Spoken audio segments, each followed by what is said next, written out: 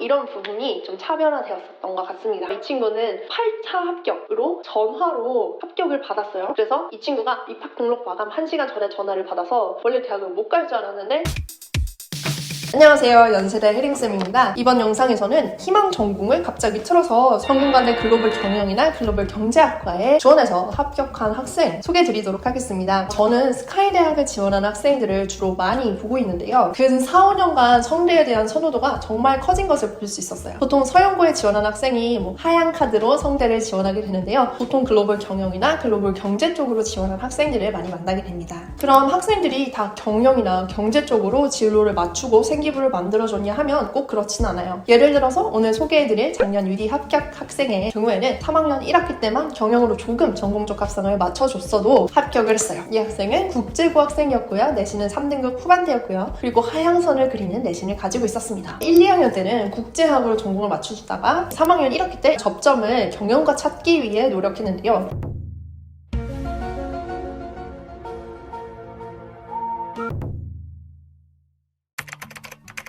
그래도 글로벌 경영은 수학, 영어, 사회 과목을 좀 중요시하기 때문에 이 주요 과목 내신은 상대적으로 조금 높아서 다행이었고요.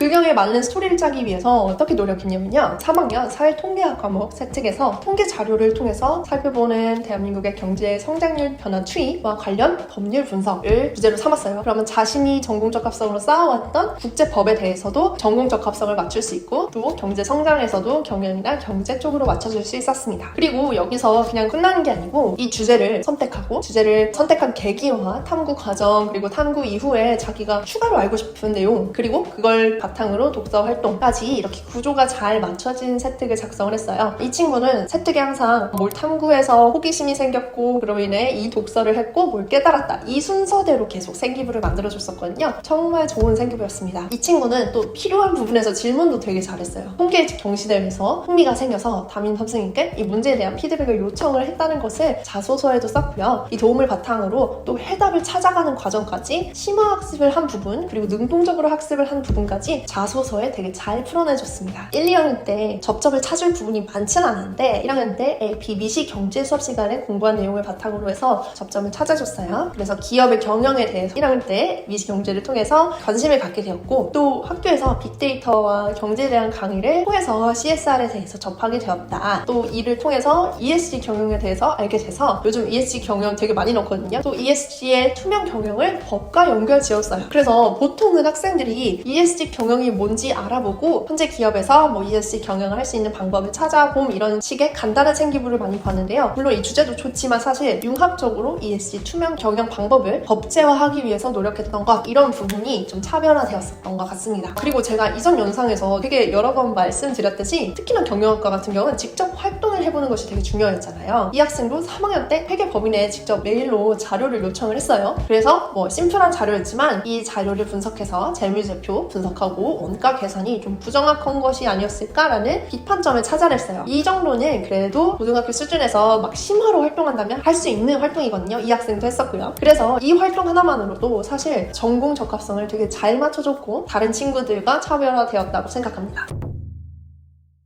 성대는 그리고 자소서보다는 성적과 생기부를 많이 봐요. 가끔 성균관대 자소서에 서강대를 지원했다 이렇게 쓰는 친구들도 있거든요. 그런 친구들 생각보다 1년에 한 번씩 보는 것 같아요. 그런데 너무 밤잠 설치지 마시고요. 왜냐하면 성균관대 자소서에 서강대, 고려대라고 썼다고 떨어지는 경우는 없었어요. 이상하죠? 만약에 학생이 정말 좋은 내신과 생기부를 가지고 있다면 자소서를 조금 못 썼더라도 혹은 잘못 썼더라도 합격을 시켜주고요. 또 하나 더 마지막 추가 합격을 돌린 이후에도 홈페이지에 공지하지 않고 전화로 마감 직전에 등록 직전에 추가 합격을 말해주기도 한다는 점 말해주고 싶어요. 예를 들어서 이 국제고 학생의 친구였는데요. 이 친구는 8차 합격으로 전화로 합격을 받았어요. 그래서 이 친구가 입학 등록 마감 1시간 전에 전화를 받아서 원래 대학을 못 갈 줄 알았는데 성균관대 글로벌 경영으로 추가 합격으로 가서 너무너무 기뻐했던 친구가 있었거든요. 그런 경우도 굉장히 많으니까 일단 성대는 한번 넣어보자. 그렇게 부담되지도 않는다라고 말씀을 드리고 싶어요.